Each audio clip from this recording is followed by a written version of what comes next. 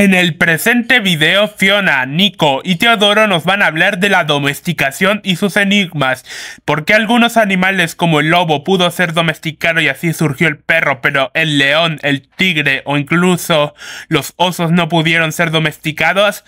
¿Qué es lo que define a un animal doméstico de uno puramente silvestre? ¿Y qué caracteriza a cada especie domesticada? Pues todo eso y más vamos a verlo en este video, así que corre la introducción, Teodoro.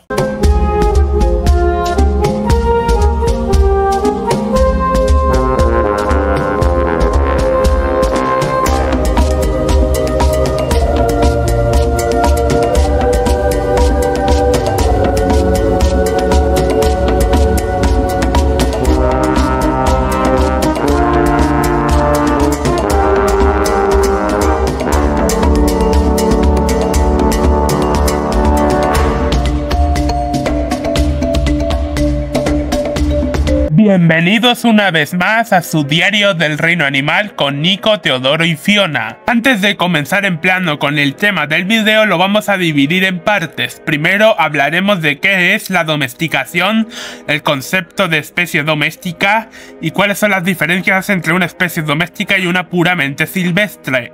Después vamos a hablar de por qué algunos animales fueron más fáciles de domesticar que otros y qué métodos se usaron, y finalmente hablaremos de las razas de animales domésticos y por qué han cambiado mucho respecto a sus ancestros silvestres. Así que una vez dicho esto, empezamos con...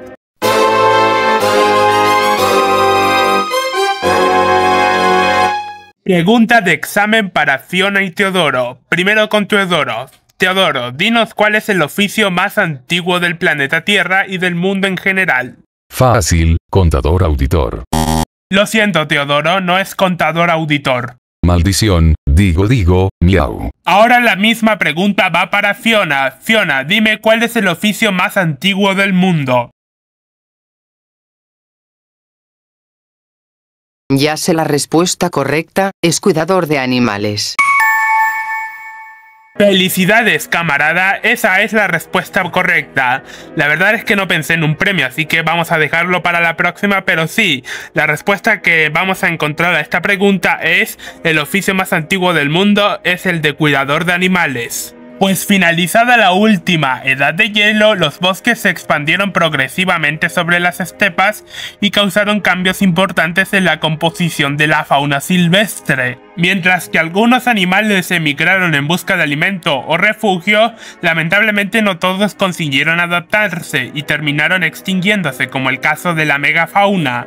Los animales que se extinguieron, en muchos casos formaban parte de la dieta de los humanos, cuyas sociedades hasta ese entonces estaban conformadas por cazadores y recolectores. Los grupos de humanos debieron adaptarse a esta transformación paisajística y faunística, así que se diseminaron en grupos reducidos que eran semisedentarios, utilizando como refugio asentamientos estacionarios. Hay quienes dicen que en estos viajes de ida y vuelta, los cazadores que arrojaban semillas de los frutos que consumían, pudieron ver que en condiciones apropiadas, estas semillas germinaban y daban nacimiento a nuevas plantas, y esto fue lo que comenzó el período conocido como Neolítico. Y sí, fue con la domesticación de mi especie, el perro, lo que desencadenó la domesticación de otras especies animales. Fue gracias a los perros que pudimos domesticar a otras especies. Por ejemplo, le siguieron después del perro la cabra,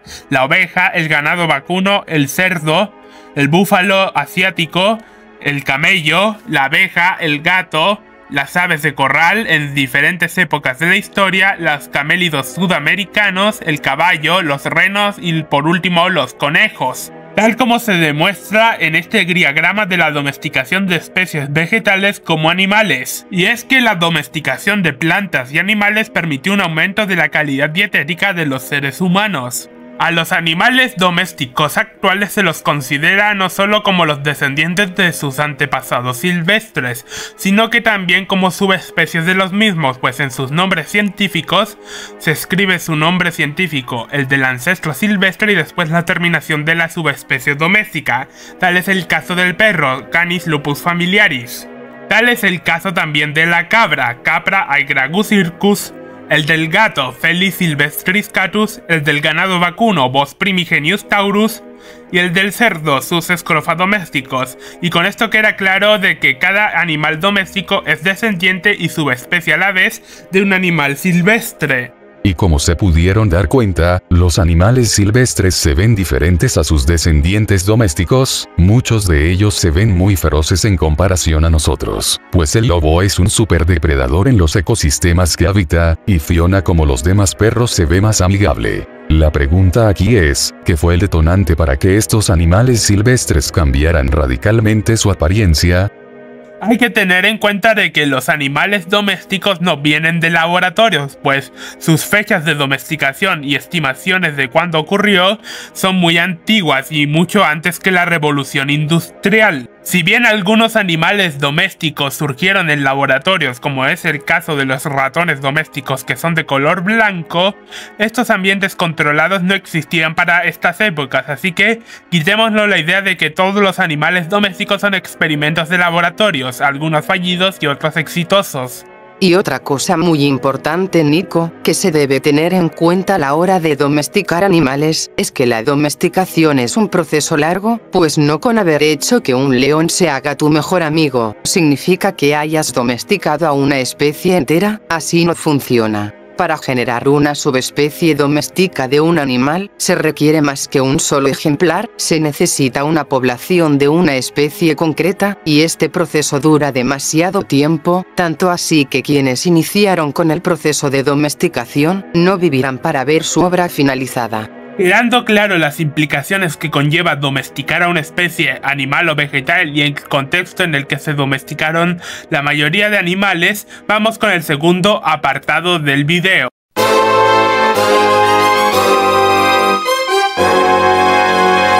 Entonces asumimos que saben que la domesticación es un proceso que involucra a los seres humanos y a los animales que cuida y cría para su propio uso, ¿no es así?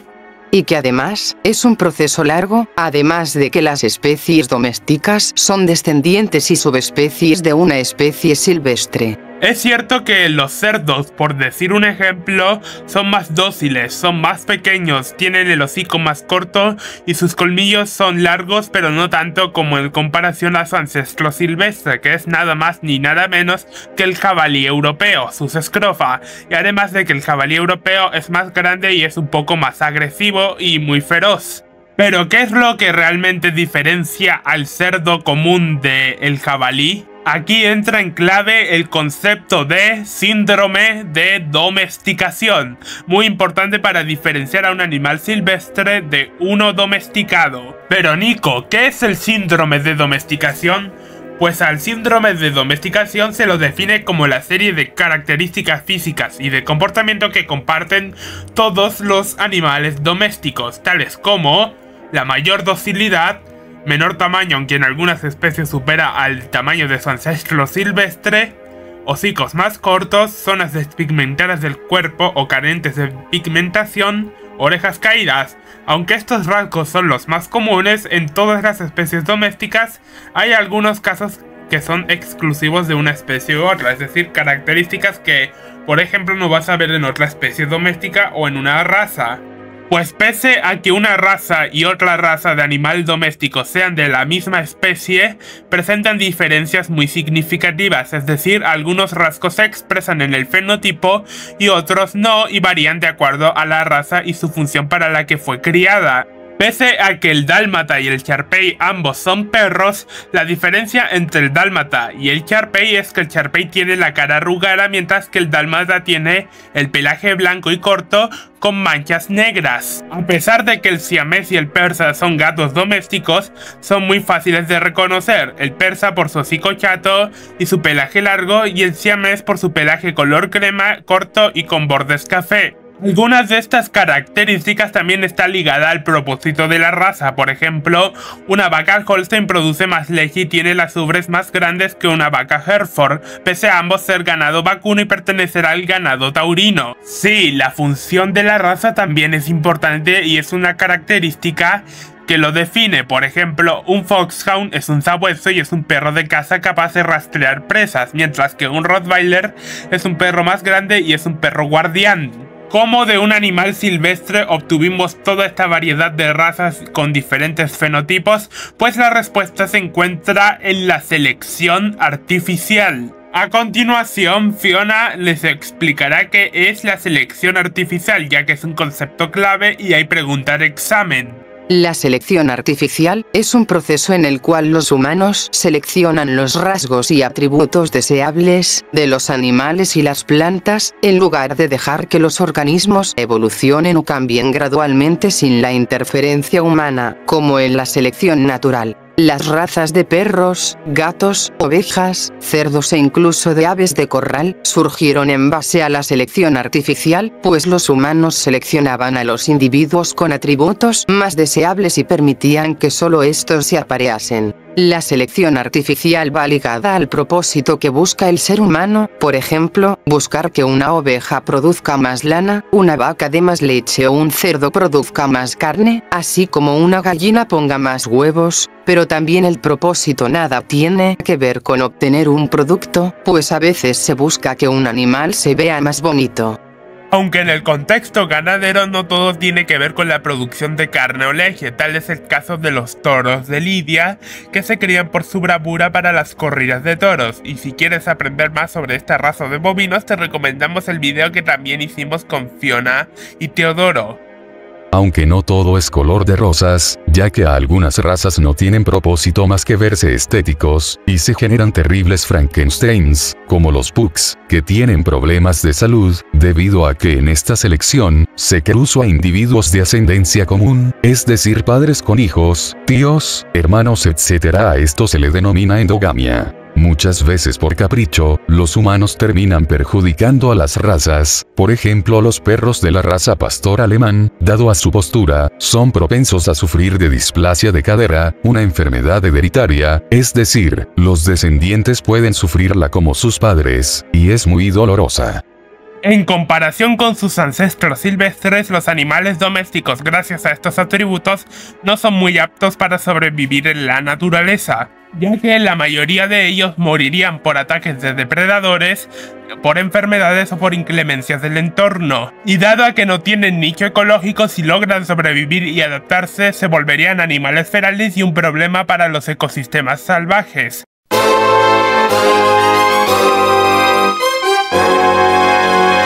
Creo que aquí llegamos al apartado más interesante del video y vamos a responder la pregunta central del mismo. ¿Por qué algunos animales pudieron ser domesticados exitosamente y otros no? ¿Por qué el león nunca pudo ser domesticado en comparación al gato? Es cierto de que los leones fueron llevados al Coliseo romano para pelear contra los gladiadores, otros animales e incluso para comerse a los mártires del cristianismo.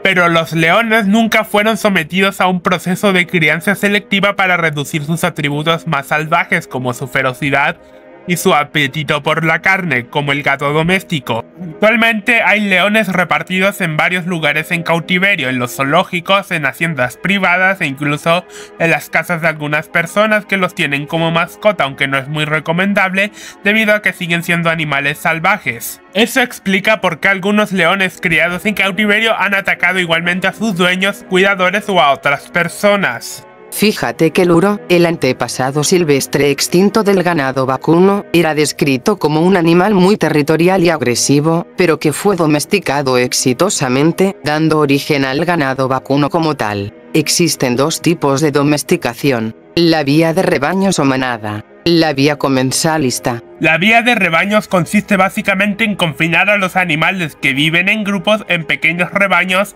y así amansarlos de a poco. Este tipo de domesticación fue utilizado en los caballos, que eran animales de rebaño, es decir que vivían en grupos. Ya que ellos viven en grupos, se tomaba la decisión de capturar al líder de ese grupo para que toda la cuadrilla lo siguiera, y si se lograba esto era más fácil domar al resto de los caballos de ese grupo. En el caso de las cebras esto no funciona, ya que ellas no tienen un sistema de manada como el de los caballos y son animales más desconfiados y agresivos por vivir en un ambiente hostil y lleno de depredadores.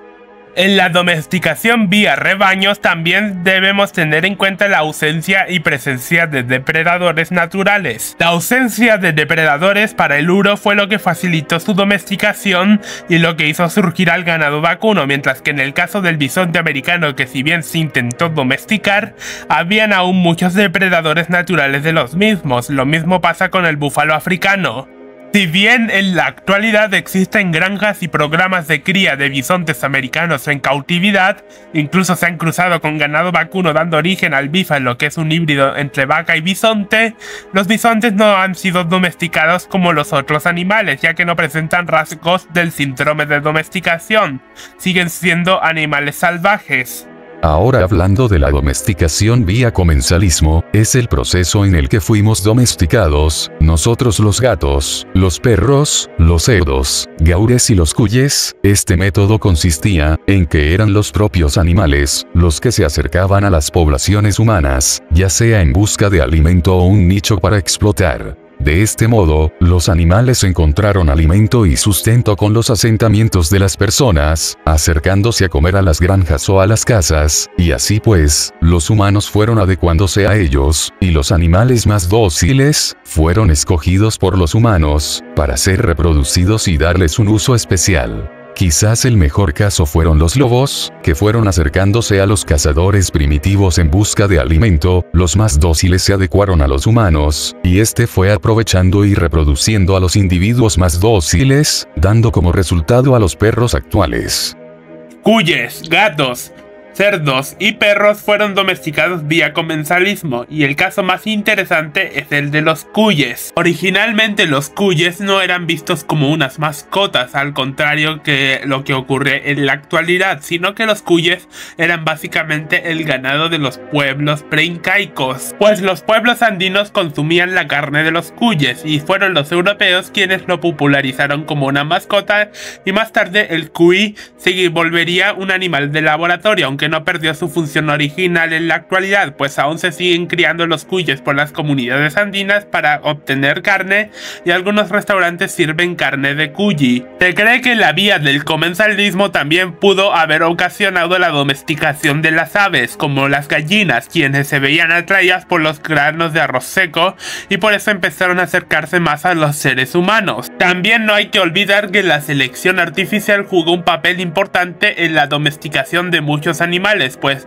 pese a que se logre con la domesticación ya sea por vía rebaños o por comensalismos, la selección de los ejemplares más dóciles y más aprovechables fue lo que hizo que estas especies existieran hasta el día de hoy. Pero algo de lo que nos estamos olvidando es de los linajes extintos de animales domésticos, es decir, aquellas especies que se domesticaron y que se extinguieron, e incluidas sus razas. El primer animal doméstico extinto del que vamos a hablar es el perro yagán, que sorpresivamente es la única raza de perro que viene de una domesticación diferente, es decir, no se domesticó al lobo para darle origen, sino al zorro culpeo, que es una especie nativa de Chile, mi país. La gente de Tierra del Fuego utilizaba a los perros yaganes para la cacería, especialmente de nutrias, y los llevaban como mascotas de caza en las canoas, según los informes de muchos exploradores, incluido Charles Darwin, que también habló de los perros yaganes,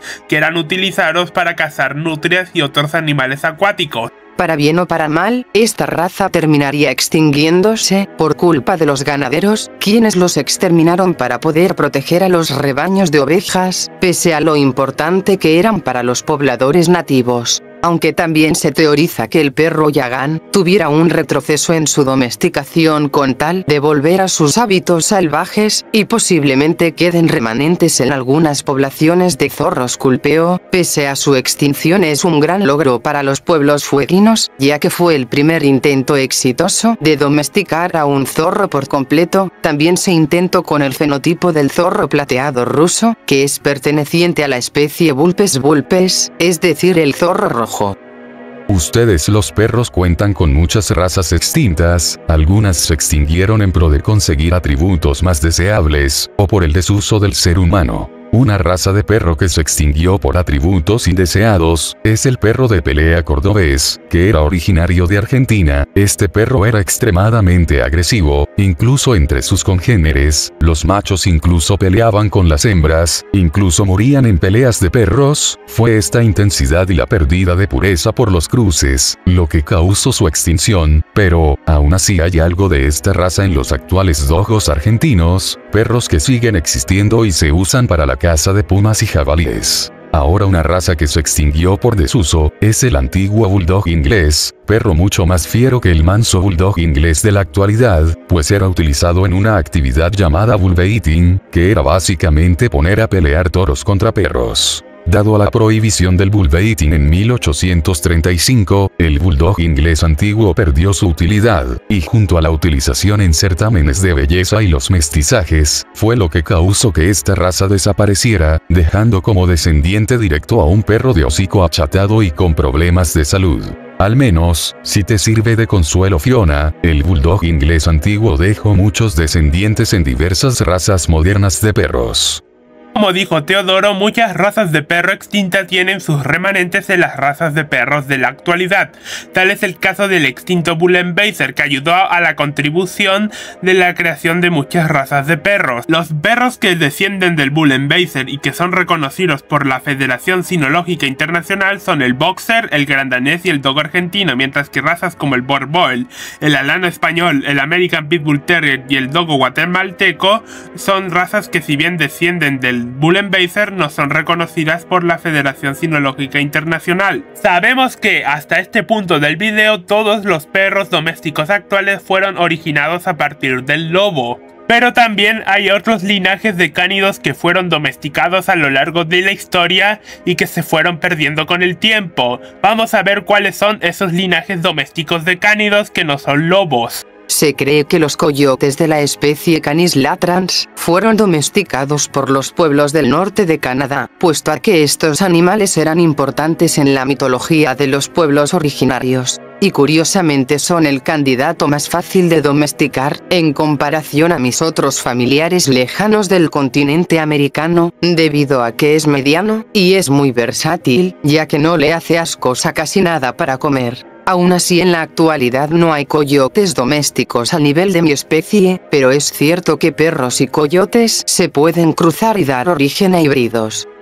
Para resumir y cerrar el capítulo 3 de este video, hay que destacar que los antiguos egipcios no solo tenían perros y gatos, también tenían babuinos, algunos antílopes, hipopótamos y hasta leones, pero como dijimos a lo largo de este capítulo, estos animales no son domésticos, ya que no han pasado por el mismo proceso de selección artificial que los perros y gatos, así que por más que se los tenga en cautiverio, se necesita mucho tiempo y prueba y error para domesticarlos por completo.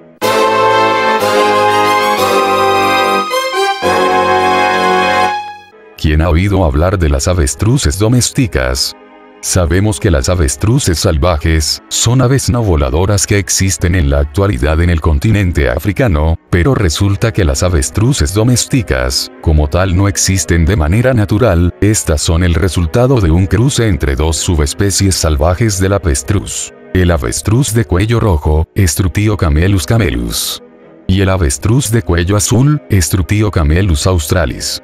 Esta variedad de avestruz híbrido se le conoce como avestruz de cuello negro o African Black. Su nombre científico es Struthio camelus domesticus y se lo cría principalmente para obtener sus huevos, su piel y su carne. Aquí viene otro concepto clave: la hibridación. Un animal híbrido es el resultado entre el cruce de dos especies diferentes, pero a la vez cercanas. Sí, es más que obvio que no vamos a ver a un híbrido caimán-lobo, porque ambos animales no están emparentados genéticamente ni son compatibles. Un animal híbrido es de especies cercanas, como el caso de la mula, que es producto del cruce entre un burro y una yegua. La mula es un animal de carga como el burro, pero con los atributos de resistencia y rusticidad del caballo, pero a un coste, y es que la mayoría de sus ejemplares son estériles, no pueden tener crías, salvo contadas excepciones. Algunos híbridos nacen en la naturaleza, por cambios climáticos o alteraciones del entorno, por la mano del hombre, de forma directa e indirecta. Tal es el caso de los osos grolares, híbridos entre el oso pardo y el oso polar.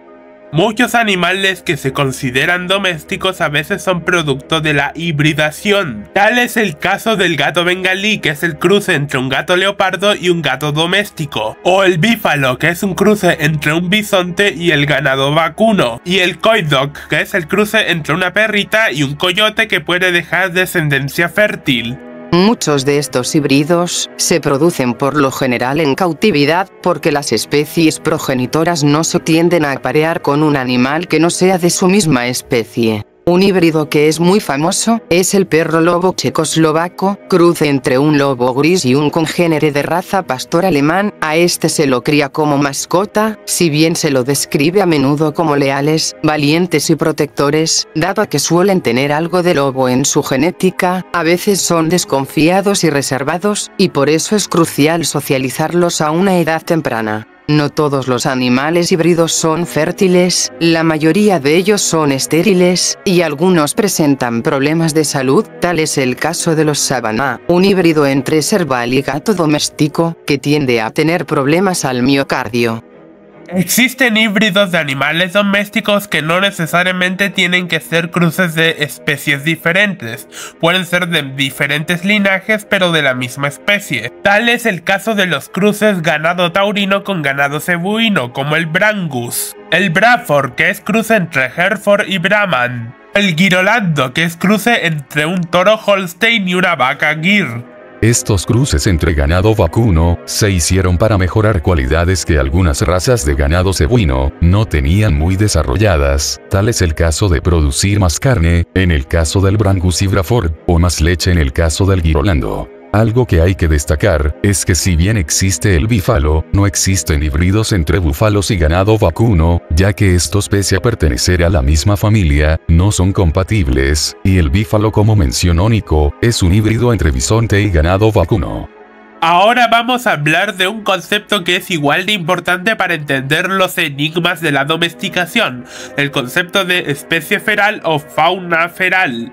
Y pues sí, este tema nos choca a mí y a Teodoro, porque hay congéneres de nuestras especies en calles o entornos naturales, y son un problema importante para la conservación de las especies silvestres. Por regla general, un animal cimarrón o feral es aquel animal doméstico que se escapa de sus dueños y se asilvestra, es decir, sufre un retroceso en su domesticación, al punto de volverse salvaje y se vuelve independiente de los seres humanos. Los individuos ferales tienden a llegar de manera involuntaria, o de forma deliberada, cuando son abandonados o liberados en un entorno natural. Si bien al principio muchos ejemplares tienden a morir por las inclemencias del entorno o los depredadores, después de un tiempo y varias generaciones, se logran adaptar bien. Pero nos guste o no, algo que debemos reconocer es que las especies ferales son un problema a nivel ecosistémico, ya que depredan a las nativas, compiten por los mismos recursos del entorno, y les contagian enfermedades, además que, como vimos anteriormente, algunos cruces amenazan a especies silvestres, porque pierden variabilidad genética.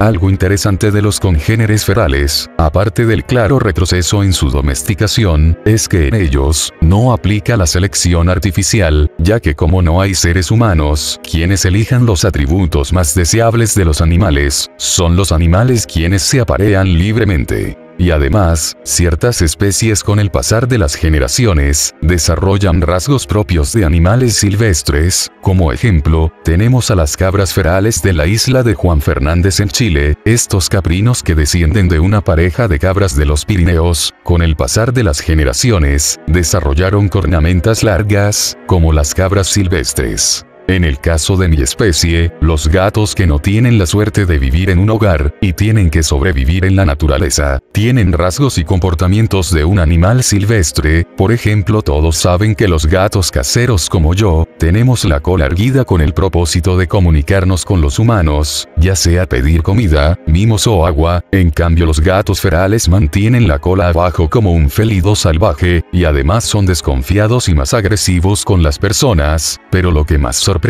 es que algunos ejemplares cazados en Australia desarrollaron un tamaño superior al de un gato casero. Seguramente fue por la increíble variedad de presas que cazaban.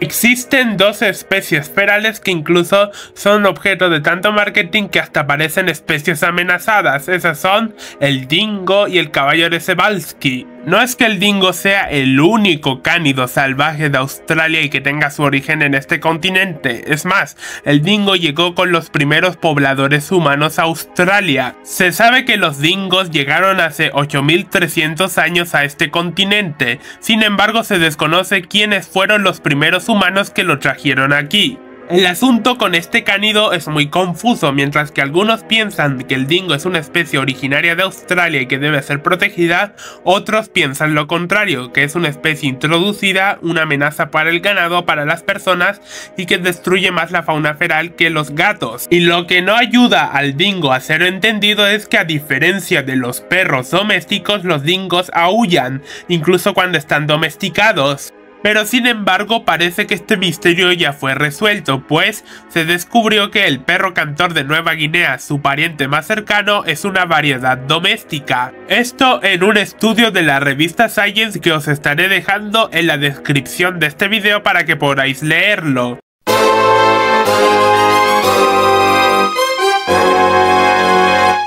Este quinto apartado del video va a ser más para responder preguntas que pudieran no haber quedado claras de los 4 capítulos anteriores, además de dar las conclusiones sobre este video. Algo que no pudo haber quedado claro es la diferencia entre el concepto domesticación y domar, pues aunque ambas palabras traten de ser similares, en realidad son muy diferentes y involucran a dos procesos totalmente opuestos.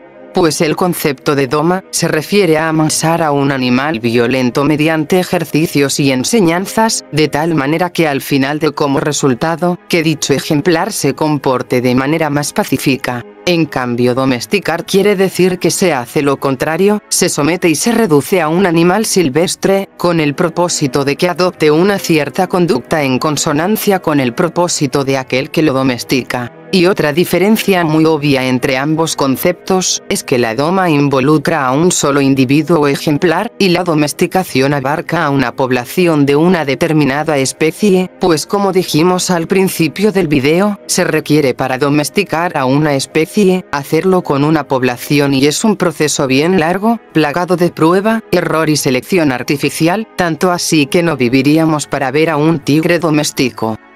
Un interesante caso de domesticación, que rompe las reglas del síndrome de domesticación en aves y mamíferos, son las abejas. En el caso de la abeja melífera, tenemos que ser conscientes de que, en comparación a los otros animales, estas no sufrieron grandes cambios genéticos, morfológicos o fisiológicos. En lugar de selección, lo que más hubo en la domesticación de las abejas es mansedumbre, y el resto eran variables que la selección natural también tiende a resaltar, como el comportamiento de limpieza, contra enfermedades y parásitos como el ácaro varroa. En el caso de las colmenas de abejas, las abejas rusas tienen la costumbre natural de remover a estos ácaros de su cuerpo. Esta conducta útil para los apicultores se logró después mediante cruces por selección artificial, para potenciar esto en otras razas de abejas. Hay que tener en cuenta además, de que cada linaje de abejas melíferas se adapta de manera diferente al entorno. En el caso de Brasil, pese a que han transcurrido muchos siglos de importaciones de colmenas, estas abejas nunca se asilvestraron o crearon sus panales en estado silvestre, no como la abeja africanizada, resultado del cruce entre abejas africanas con abejas mestizas de América, que lograron adaptarse. Eso sí, estas abejas son muy temperamentales y no toleran la presencia de intrusos a sus colmenas.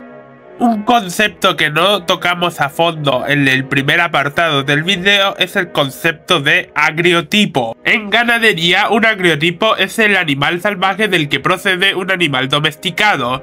El agriotipo siempre pertenece a una sola especie, pero puede tratarse de varias subespecies diferentes de esta. Porque algo que no mencionamos es que los procesos de domesticación de diferentes animales no son estáticos, puesto a que se pueden dar en dos lugares diferentes, con fechas diferentes y se puede domesticar a dos subespecies diferentes de un mismo animal. El caso de los cerdos es el mejor ejemplo, ya que existieron dos procesos paralelos de domesticación de estos animales. Uno ocurrió en Oriente Próximo hace unos 13.000 años. El otro ocurrió hace tan solo 4.900 años, en China. Se sabe que existen 3 líneas de ganado vacuno, con diferentes orígenes. La línea del ganado taurino se originó en Europa, gracias a los uros europeos. La línea de los cebúes o ganado cebuino se originó gracias a los uros que habitaban por Asia. Por último, la línea del ganado zanga, a la que pertenece el Ankole Watusi, se originó en el noreste del continente africano. Para cerrar con este video tenemos que decir que la domesticación de los animales es un proceso que fue muy largo, depende de prueba y error y está ligado con la selección artificial. Muchos de sus misterios han sido resueltos pero algunos no, y esperamos que algún día todos los enigmas de la domesticación de los animales sean resueltos.